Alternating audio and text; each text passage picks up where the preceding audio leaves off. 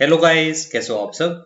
तो गाइस, ये वाली वीडियो जो भी लोग एसएससी सीजीएल मेंस 2022 देने वाले हैं उन सभी के लिए बहुत इंपॉर्टेंट है। इसमें मैं आपको काफी कुछ चीजें समझाऊंगा जो इस पॉइंट ऑफ टाइम पर आपको पता होनी चाहिए। एंड आई होप कि आप लोग इस वीडियो को आखिर तक देखोगे, ठीक है। तो यार, सबसे पहले हम लोग बात करते हैं एनालिसिस ऑफ एनालिसिस इसकी। देखो, जितने भी लाइव मॉक टेस्ट होते हैं सारे मॉक टेस्ट आपको देने चाहिए, ठीक है। सबके लिंक मैं आपको टेलीग्राम पर दे देता हूँ। अब आपको क्या करना है, आपको ये देखना है कि ऐसे कौन से मॉक टेस्ट थे या फिर ऐसे कौन से सब्जेक्ट थे जिसके अंदर आपके नंबर, जितने मॉक टेस्ट थे उन सभी मॉक टेस्ट में कौन से सब्जेक्ट में आपके नंबर कम थे, ठीक है, लेस मार्क्स। इससे आपको ये पता चलेगा कि उस सब्जेक्ट में सच में काफी काम अभी आपको करना है, ठीक है। जैसे मान के चलता हूं मैं कि आपने ऑली बोर्ड का मॉक दिया और उसके अंदर आपके 250 नंबर आए, जिसमें से रीजनिंग सेक्शन के अंदर आपके नंबर केवल 50 थे 90 में से, ठीक है। फिर आपने इसका मॉक टेस्ट दिया सुपर मॉक का, और इसमें भी आपके नंबर इसी रेंज में रहे। और अगेन रीजनिंग में आपके नंबर 50 के आसपास थे, 50 से 60, ठीक है। फिर आपने एंड गेम का मॉक दिया, ये मॉक रेलेवेंट है बाकी दोनों से ज्यादा, ठीक है। और इसके अंदर भी मैं मान के चलता हूं कि आपकी रीजनिंग के अंदर केवल 65 मार्क्स आ पाए आउट ऑफ 90, ठीक है। तो यार, इसका मतलब ये निकलता है कि रीजनिंग सेक्शन आपका थोड़ा सा वीक है, ठीक है। और आपके पास सफिशिएंट टाइम है, आप उसको फिक्स कर सकते हो। तो इसका मतलब ये है, जो भी चीज मैं आपको समझाना चाह रहा हूँ, कि आपने जितनी भी मॉक टेस्ट दिए, ठीक है, रिसेंटली आप उनमें देखो कि ऐसी कौन सी चीज थी जिसमें मैं अपने नंबर लूज कर रहा था, ठीक है। और उस पर आपको स्पेशली काम करना है, ठीक है। अब जैसे आपको ये पता चला कि आपकी रीजनिंग कमजोर है, या फिर रीजनिंग आपने पहले से कर रखी है पर आपकी प्रैक्टिस नहीं है उतनी, या फिर अभी आप रीजनिंग के एक अच्छे फॉर्म में नहीं हो, ठीक है। तो आपको ये करना चाहिए कि आप रीजनिंग को अलग से 2 घंटे दे सकते हो, ठीक है, 2 आवर सेपरेटली, ताकि आपका जो भी स्केड्यूल है आप उसको फॉलो करो, ठीक है। तो ये चीज आपको करनी पड़ेगी। अगर आपके ये तो मैंने आपको एग्जाम्पल दिया, जीके में अगर सेम चीज आपके साथ हो रही है तो आप जीके के लिए सेम चीज कर सकते हो, ठीक है। और इसमें ऐसा कुछ भी नहीं है कि अगर आज आपके इतने नंबर आ रहे हैं तो एग्जाम में भी आपके नंबर इतने ही आएंगे। आप काफी अच्छा इंप्रूव कर सकते हो, भले वो मैथ्स हो, रीजनिंग हो, इंग्लिश हो, कुछ भी हो, ठीक है। ये मैं आपको समझाना चाह रहा था कि इतने मॉक टेस्ट देने का फायदा क्या होता है। इतने मॉक टेस्ट देने का फायदा ये होता है कि आपको सच में पता चल जाता है कि आपकी प्रॉब्लम कहाँ पर है, ठीक है। अब मैं आपको ये समझाता हूँ यार कि जो मॉक टेस्ट होते हैं वो केवल मिक्स्ड प्रैक्टिस के लिए होते हैं, ठीक है।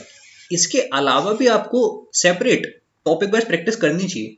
देखो, पता है होता क्या है कि एक पॉइंट ऐसा आता है जब आप केवल केवल मॉक टेस्ट दे रहे होते हो ना, केवल आप लोग मॉक टेस्ट दे रहे हो, ठीक है। तो एक पॉइंट ऐसा आ जाता है जब आप देख रहे होते हो कि आपने सारे टॉपिक काफी अच्छे से कर रखे हैं, फिर भी आपसे मॉक टेस्ट के तो ज्योमेट्री क्वेश्चन हो तो रहे हैं पर उसमें टाइम ज्यादा लग रहा है, ठीक है। या फिर अ, कोई भी टॉपिक आप उठा लो, ठीक है, टाइम ज्यादा लग रहा है, ऐसा हो जाता है।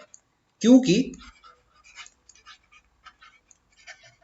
होता है ऐसा है कि जब हम लोग केवल मॉक टेस्ट देते हैं तो हमारी जो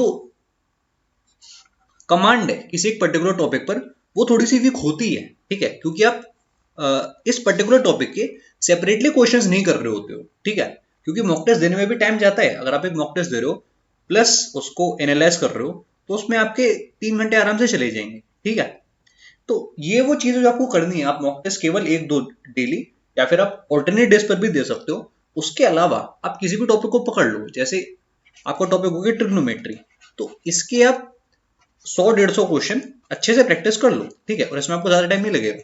आप इसको 2 दिन में कर सकते हो। एक दिन में 50 क्वेश्चन आपने कर लिए तो 2 दिन में 50-60 क्वेश्चन करके आप इन क्वेश्चन को कंप्लीट कर सकते हो, ठीक है। तो ये चीज भी क्रूशल है। कई बार ऐसा मैंने देखा है कि जो लोग पहले से सीजीएल वगैरह पहले भी दे चुके हैं वो लोग केवल मॉक टेस्ट देते रहते हैं, और लास्ट में ये होता है कि कुछ टॉपिक उनके वीक रह जाते हैं, ठीक है, या फिर उस टॉपिक में उनकी स्पेसिफिक प्रैक्टिस नहीं हो पाती है। तो ये मिस्टेक आपको नहीं करनी है, ठीक है। आपको अवॉइड करना है। आप लोग मॉक टेस्ट के साथ साथ टॉपिक्स को भी अच्छे से करते जाओ।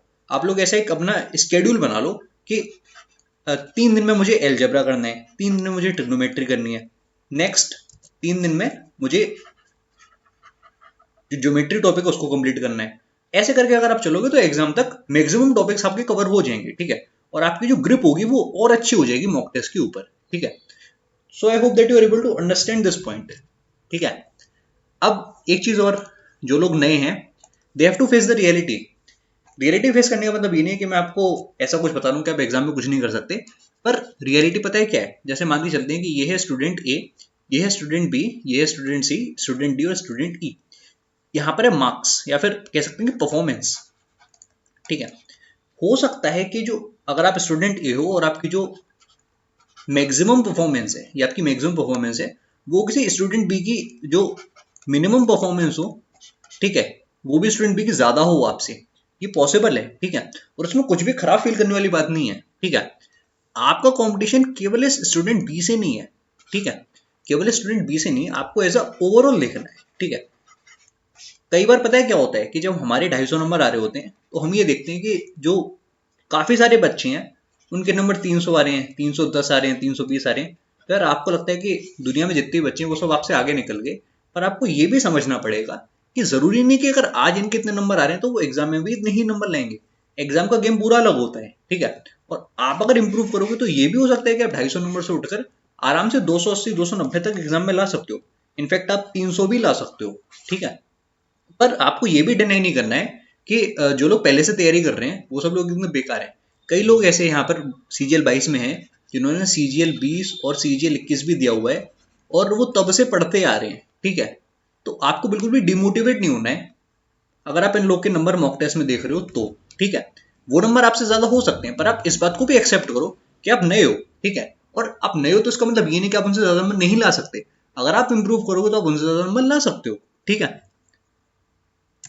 और यार आप लोग एक चीज और समझना प्लीज, काफी अच्छे से ध्यान से, कि जब कोई पर्टिकुलर स्टूडेंट किसी कंपनी के मॉक टेस्ट बहुत ज्यादा देता है, जैसे अगर मैं मान के चलूं कोई अगर ऑलिव बोर्ड के ही मॉक टेस्ट दिए जा रहा है, तो वो उसमें जिस तरह के क्वेश्चन आ रहे होते हैं फिर जो भी पैटर्न होता है या फिर जो भी चीज वो मॉक टेस्ट के अंदर पूछ रहे हैं वो उससे काफी हद तक फेमिलियर हो जाता है।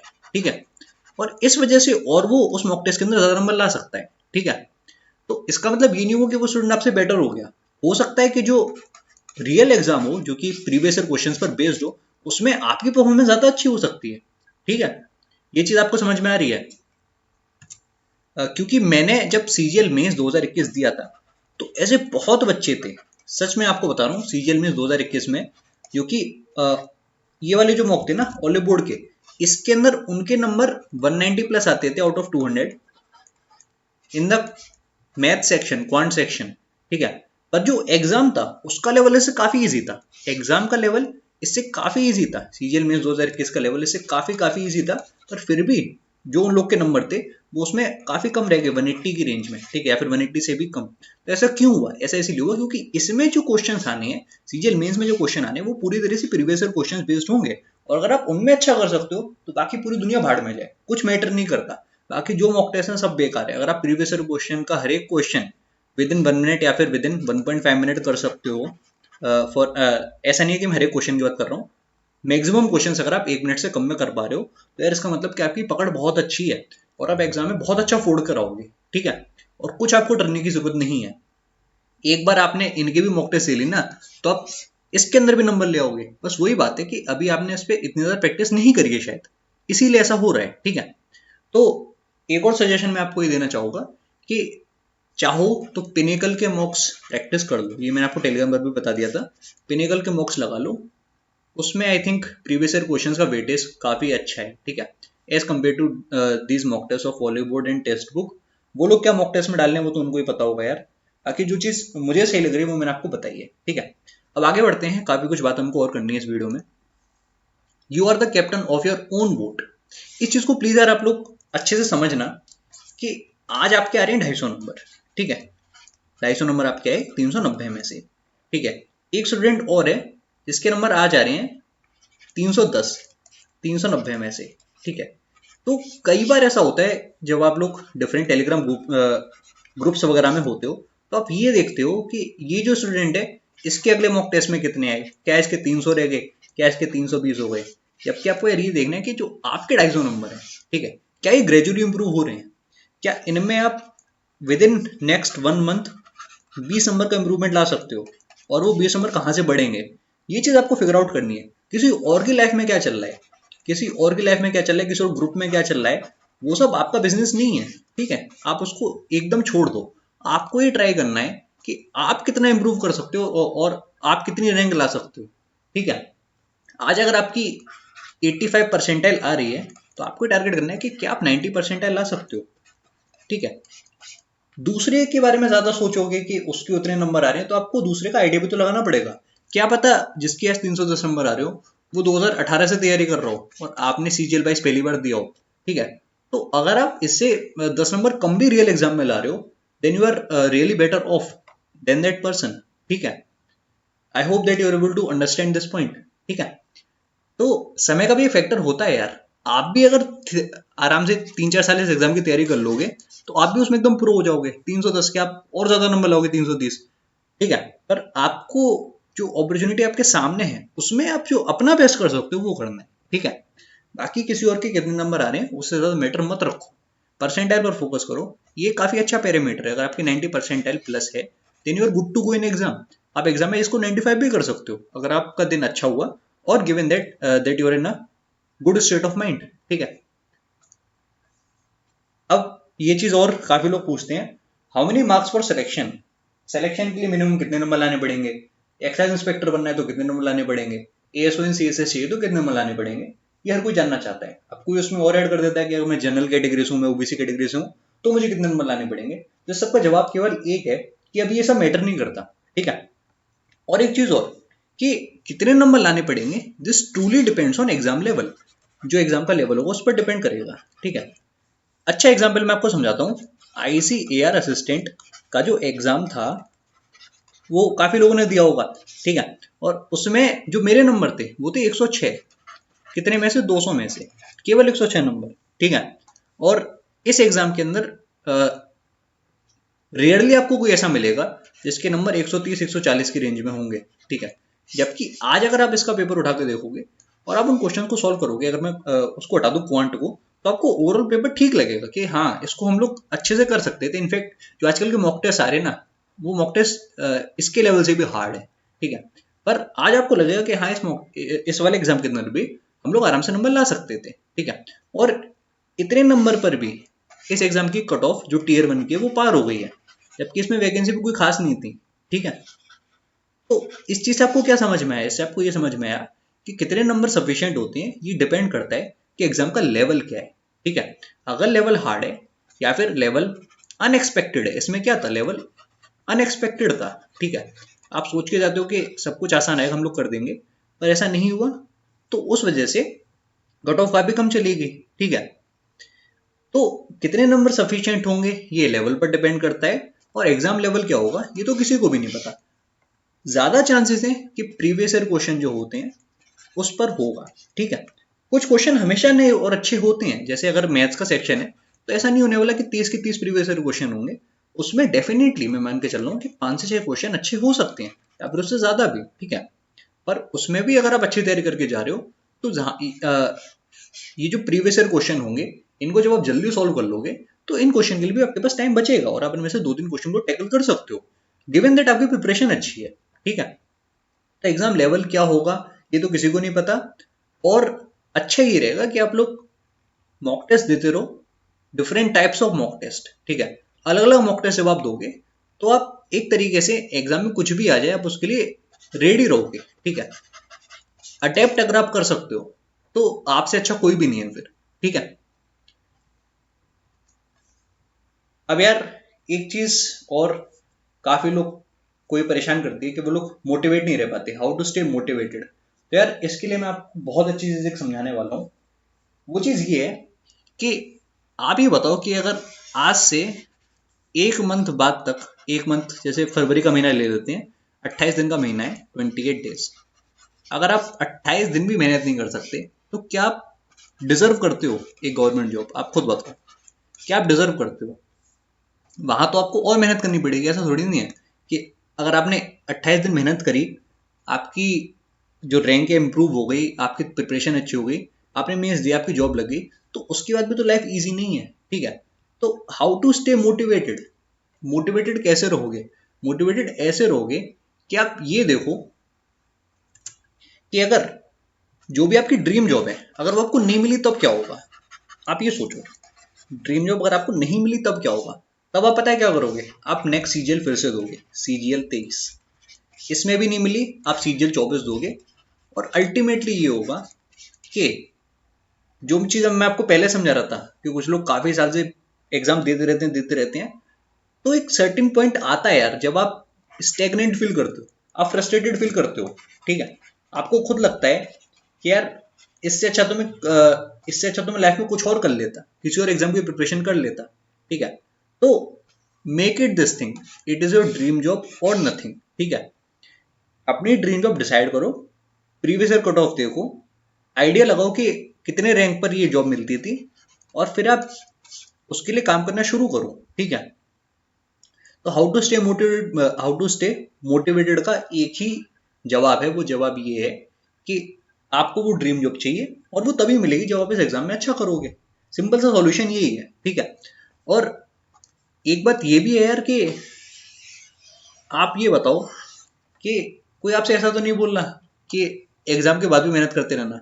आपको पता है कि अप्रैल या फिर मार्च के एंड तक आपका एग्जाम हो जाएगा, ठीक है। तो केवल आपसे 2 महीने की मेहनत तो मांगी जा रही है, ओनली 2 मंथ्स। क्या आपने लाइफ में आज तक मेहनत नहीं करी? बिल्कुल करी होगी। इस 2 महीने में जो मेहनत करोगे ना, इसमें जो आप मेहनत करोगे, उसकी जो रिटर्न्स हैं, इस मेहनत के जो रिटर्न्स आपको मिलेंगे, उसका कोई लेवल नहीं है। सच बता रहा हूँ मैं आपको, रिटर्न्स बहुत हाई हैं, ठीक है।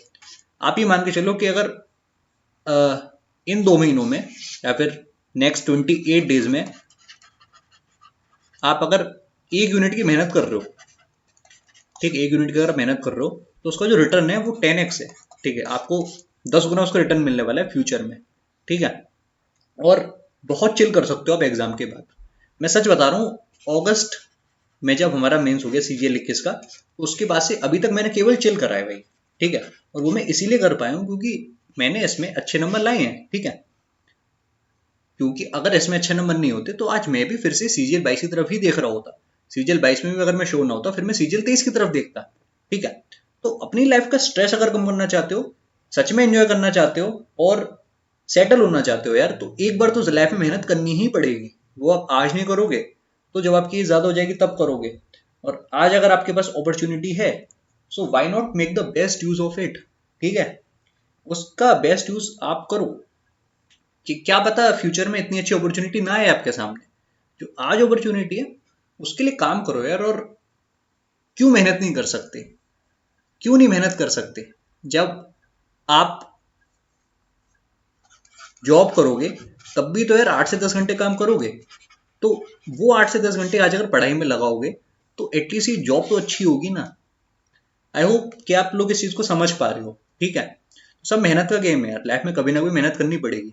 आज नहीं करोगे तो कल करोगे, कल नहीं करोगे तो परसों करोगे, परसों भी नहीं करोगे तो आज से 10 साल बाद भी कर रहे होगे, ठीक है। और जो वो मैं आपको चिल समझा रहा था ना, ये कभी नहीं हो पाएगा फिर, ठीक है। So what you do in life totally depends on what you do today, ठीक है। हाउ टू हैंडल मॉक और एग्जाम प्रेशर। तो यार इस चीज को आप लोग ऐसे समझो कि मैं आपसे कह रहा हूं कि यहाँ पर एक क्लिफ है, ठीक है, एक माउंटेन है, आप यहाँ खड़े हो, ठीक है, ये आप हो, और मैं आपसे कह रहा हूँ कि आगे मत कूदना, ठीक है, डोंट जंप। मैंने आपको बोला डोंट जंप। अगर आप कूदे तो आपको बहुत बुरी चोट लगेगी, मैं आपको ये समझा रहा हूँ, ठीक है। फिर भी आप कूद जा रहे हो, तो इसका मतलब ये है ना, इसका मतलब ये है कि आप उस बात को सही से नहीं समझ रहे हो। और मैं आज आपको कह रहा हूँ कि अगर आपने एग्जाम के अंदर प्रेशर लिया, अगर आपने एग्जाम के अंदर प्रेशर लिया, तो जितने नंबर आपके आने चाहिए उससे आपके नंबर कम आएंगे, ठीक है।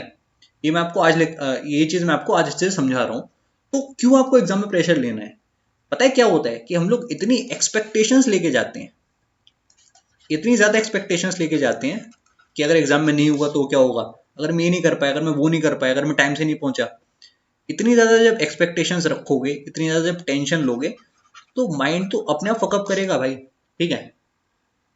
क्योंकि आपका जो ब्रेन है वो एक ही चीज पर तो फोकस कर सकता है, या तो वो इस पर फोकस कर ले, या फिर वो परफॉर्मेंस पर फोकस कर ले, ठीक है। जब तक दिमाग शांत नहीं रहेगा, जब तक दिमाग शांत नहीं रहेगा तब तक वो परफॉर्म कैसे करेगा, ठीक है। अगर आप यही सोचते रहोगे कि मेरा एक सवाल छूट गया, ये तो मुझे आता था, इसमें मेरे 5 मिनट चले गए, मैं बाकी का पेपर कैसे करूंगा, अब वो 5 मिनट तो गए ना, होता है क्या कि हम लोग का एक क्वेश्चन छूट जाता है, हमको लगता है यार ये तो पढ़ा था फिर भी नहीं कर पाए, 5 मिनट भी चले गए इस सवाल में, आगे क्या होगा? तो वो 5 मिनट तो गए, that is past, you can not change it. जो आपके सामने चीज है उस पर फोकस करो। सच में आपको बता रहा हूँ एकदम, जब मैं सीजीएल मेंस 2021 दे रहा था, जो पहला क्वेश्चन था मेरे सामने, ये मैंने आपको पिछली वीडियो में भी शायद किसी में ये बात अच्छे से बताई है, ठीक है। पहला क्वेश्चन मेरे पास जो था वो एक इसका था, डेटा इंटरप्रिटेशन का। और इस क्वेश्चन को मैं नहीं कर पाया था, इसमें मेरे 3-4 मिनट चले गए थे। तब मैंने आगे के क्वेश्चन नहीं देखे थे, मुझे नहीं पता था कि पेपर आसान है, और ये क्वेश्चन मेरे से 3-4 मिनट में नहीं हुआ था, जबकि कोई इतना मुश्किल क्वेश्चन नहीं था, ठीक है। पर उस चीज को साइड करके अगर आप आगे की तरफ देख सकते हो तो आप बहुत अच्छा करोगे उस पेपर में, ठीक है। मेरे इसमें 196 मार्क्स थे आउट ऑफ 200। तो ये बात एक खुद में एग्जाम्पल है कि एग्जाम प्रेशर तभी आएगा जब आप नेगेटिव सोचोगे, ठीक है। अगर आप पॉजिटिव सोच सकते हो, आगे जो चीज है आपको उसमें बेस्ट करना है, ठीक है, तो आपका पेपर अपने आप अच्छा होगा। और जो मैं आपको बता रहा था कि इतनी एक्सपेक्टेशन मत रखो, ठीक है। केवल एक एग्जाम की तरह उसको ट्रीट करो, उसका एंड रिजल्ट जो भी होगा वो आपके फेवर में ही होगा, ठीक है। सो आई होप कि ये पॉइंट भी आप लोग समझ पाए होंगे, ठीक है। इतने ज्यादा प्रेशर में ब्रेन फ्रीज होना एकदम नॉर्मल है, और प्रेशर इसीलिए नहीं लेना चाहिए क्योंकि प्रेशर लेने से लॉस होता है। ये इस चीज का कंक्लूजन है, ठीक है। अब एक बात और यार, how to handle the pressure of society. Society का प्रेशर कैसे हैंडल करोगे? रिलेटिव्स जो टोंट मारेंगे आपको कि यार इतने साल हो गए, ये पेपर हो गया, इतने एग्जाम दे दिए, कहाँ हुआ सिलेक्शन, तो वो कैसे हैंडल करोगे? तो यार उसका जवाब केवल ये है कि आपके जॉब लगने से सच में जो लोग खुश होंगे ना, वो केवल दो हैं। एक आपकी फैमिली और एक है सम फ्रेंड्स, कुछ दोस्त, ठीक है। इसके अलावा पूरी दुनिया में कोई आपकी जॉब लगने से खुश नहीं होगा, ठीक है। ये एकदम रियलिटी है। कोई भी नहीं चाहता कि उनके मोहल्ले पड़ोस में किसी की भी सरकारी नौकरी लग जाए, सही बता रहा हूँ मैं आपको। वो आपको दिखाएंगे कि वो लोग खुश हैं, पर कोई भी खुश नहीं होगा। तो जब यार ये लोग आपकी खुशी में आपके साथ नहीं, ये लोग जब आपकी खुशी से खुश नहीं है, तो आपको किसी को क्यों कुछ प्रूव करना है, ठीक है। ये जो जॉब है ये आपको खुद का एक पर्सनल टारगेट है, ठीक है, अपनी लाइफ को बेटर करने का। तो बाकी किसी और की एक्सपेक्टेशन कुछ भी बिल्कुल मैटर नहीं करती, ठीक है। तो सोसाइटी वाले क्या सोचते हैं आपके बारे में, आपको क्या समझते हैं, ये आपका बिजनेस नहीं है, ये उनका बिजनेस है, ठीक है। इस दुनिया के मैक्सिमम लोग जो होंगे ना, इस दुनिया के जो मैक्सिमम लोग होंगे, वो बिल्कुल भी नहीं चाहेंगे कि कोई और आदमी उनके आसपास को खुश रहे, ठीक है। अगर वो किसी भी खुश आदमी को देखेंगे तो वो उसकी लाइफ में प्रॉब्लम्स ढूंढने शुरू कर देंगे कि इसकी लाइफ में क्या प्रॉब्लम है, मैं पता करता हूँ, ठीक है। क्योंकि हर किसी को कंपैरिजन करना है। ये जो सोसाइटी है उसको कंपैरिजन करना है कि मैं अगर इतने पैसे कमा रहा हूँ तो सामने वाला कितने पैसे कमा रहा है, या फिर मैं अगर इतना खुश हूँ तो सामने वाला कितना खुश है, ठीक है। ये अगर खुश है तो क्यों खुश है, ठीक है। तो जब सोसाइटी वालों की सोच ही ऐसी है तो आपको उस तरफ क्यों जाना है यार? आपकी खुद की अपनी पर्सनल लाइफ है, आपको उसे बेटर करना है, इसीलिए आप सीजीएल की प्रिपरेशन कर रहे हो, ठीक है। आपको कोई बहुत बड़ी लग्जरी लाइफ नहीं चाहिए, ठीक है। आप किसी लग्जरी के पीछे नहीं भाग रहे हो, आप अपनी लाइफ को बेटर कर रहे हो, आप अपना एक स्टेबल फ्यूचर ढूंढ रहे हो। तो उसके लिए सोसाइटी को तो उसमें कोई भी रोल नहीं है। बाकी रिलेटिव्स आपको क्या बोल रहे हैं, क्या मैटर करता है? जब आप खुश थे या फिर जब आप दुखी थे तब वो रिलेटिव्स कहाँ थे? कहीं नहीं थे, ठीक है। तो आपकी जो नाव है, आप उसके खुद के कैप्टन हो, और वो नाव आप कहाँ ले जा रहे हो यार, वो पूरी तरह से आपके ऊपर है। और जो भी एंड रिजल्ट होगा वो केवल आपके लिए है यार, ठीक है। बाकी उसका किसी पे, बाकी उस चीज में किसी का कुछ भी रोल नहीं है, ठीक है। ये चीज आई होप कि आप लोग समझ पा रहे होंगे। तो यार अपने आप से मतलब रखो, ठीक है, अपने आप से मतलब रखो। बाकी कोई क्या कर रहा है, कोई आपके बारे में क्या सोच रहा है, मैटर नहीं करता, ठीक है। और लास्ट में मैं आपको ये समझाना चाहूंगा, स्टे होपफुल। कई बार जब आप लोग कोहरे के अंदर होते हो, फॉग के अंदर जब आप होते हो, ये अगर फॉग है तो अगर आप यहाँ अंदर खड़े हो तो शायद आपको बाहर का रास्ता ना दिख रहा हो कि किस डायरेक्शन में जाओगे तो बाहर निकल पाऊंगा। पर जो आदमी बाहर खड़ा है, मैं खड़ा हूँ बाहर अगर, तो मैं आपको बता पा रहा हूँ कि आप सीधे चलते रहो, मेहनत करते रहो, आप इससे बाहर आ जाओगे, ठीक है। तो यार स्ट्रेस में, एग्जाम की टेंशन में कई बार हम लोग होपलेस हो जाते हैं। हमको लगता है यार कि दुनिया में सारी बुरी चीजें हमारे साथ ही होंगी, पर ऐसा नहीं है। अगर आप मेहनत कर रहे हो, आप अगर हसल कर रहे हो, मेहनत करना सीख गए तो लाइफ में कुछ भी कर लोगे यार, इसलिए मैं बता रहा हूँ कि अपना जो आपने डिसाइड करा है कि मुझे ये चीज़ कंप्लीट करनी है, या फिर ये पीडीएफ मुझे कंप्लीट करनी है, इतने लेक्चर्स मुझे कंप्लीट करने हैं, उस पर फोकस करो, उसको अपने बेस्ट तरीके से करो, उसमें अपना 100% दो। अगर आपने अपना 100% दिया है तो कभी आप फेल ही नहीं हो सकते लाइफ में, ठीक है। तो यार बस आज की वीडियो में इतना ही है। मुझे उम्मीद है कि आपको वीडियो अच्छी लगी होगी। Bye bye and take care.